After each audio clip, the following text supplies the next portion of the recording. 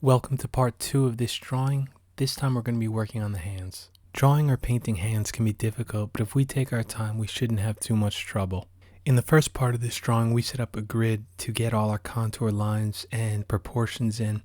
So I have my hands and the fingers all mapped out here. So if you want to see that video, I'll have a link in the video description. Adding in soft and subtle values to this is going to transform this drawing from a flat image to give it more of a three-dimensional look. To make this process easier for me, I have to simplify it. So what I'm doing is I'm starting with one finger. I'm starting with the pointer up on the top, and I'm using that as a guide to judge my next values, how dark or how light the next finger is going to be in relation to the first finger. So if we look over at our reference photo, we can see the top right side of this pointer finger is extremely bright. So I want to start with a light pencil. So what I did here is I started with a 2H, put down a base layer, and then came in with some darker, a little bit of an HB, just to add some of those darker shadows in. On the second finger, we could see it has a very dark cast shadow. So I'm using a 6B here to fill this in, and then eventually I'll come in with a blender just to soften the edges. For this next finger, I'm slowing down the video to real time to show you the process and how slow you really have to go to get each part of the drawing correct. So starting out here, I'm using a 2H pencil and I'm holding it by the back. This way I don't apply too much pressure on it. This allows me to put a very thin layer of graphite on the paper. It's almost hard to see here because it's so light, but when I come in and blend it, it's going to push the graphite down into the fibers of the paper and it's going to darken up a little bit more. But the key here is to use basically horizontal strokes or vertical. It's essentially called hatching, to put in a very even layer. That's the key to getting this right. If you scribble all around messy and then try to blend it, it's not going to come out right. So you have to put down that layer even as possible, and then when you blend it like I'm doing now, you could see you get a very smooth, almost looks like a painted surface or an airbrush surface that gives me a base layer to work with later on.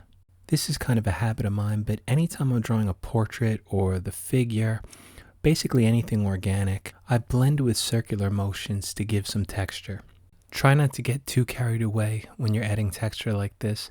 If you press very hard and draw larger circular motions, it's going to look very rough and very bumpy, and that could be good for certain things, but for this I want to keep it a little bit more subtle. So just like holding the pencil, try to hold your blending stump from the back and try to use the exact same amount of pressure.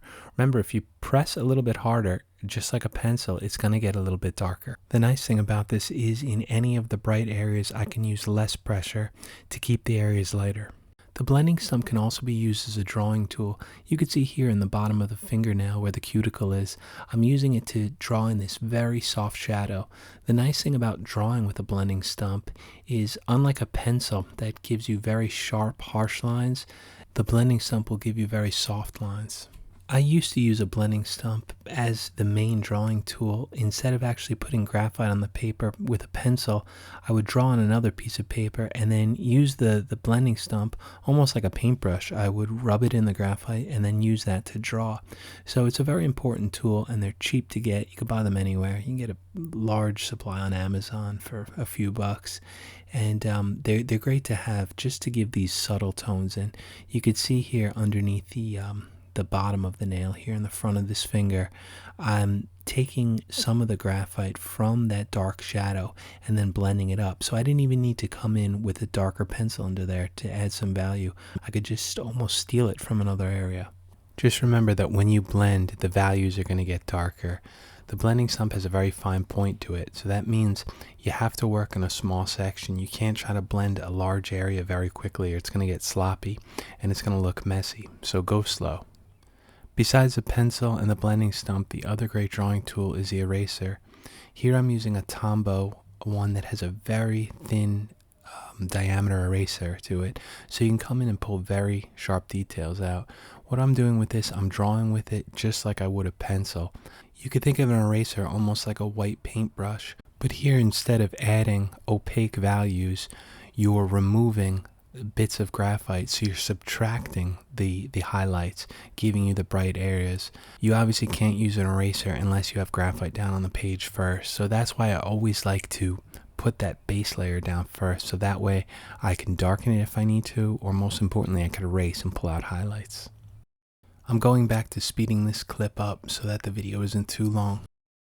So when I'm drawing, I'm usually working it in 3 steps. First, I put graphite down. Second, I blend it. Third, I erase, and then I go back. I go back to blend, then I add more graphite. So I'm doing the same process over and over. The thing you have to remember with graphite is you can't just go over it like you can with paint. If you make a mistake in paint, you can paint over it and keep going.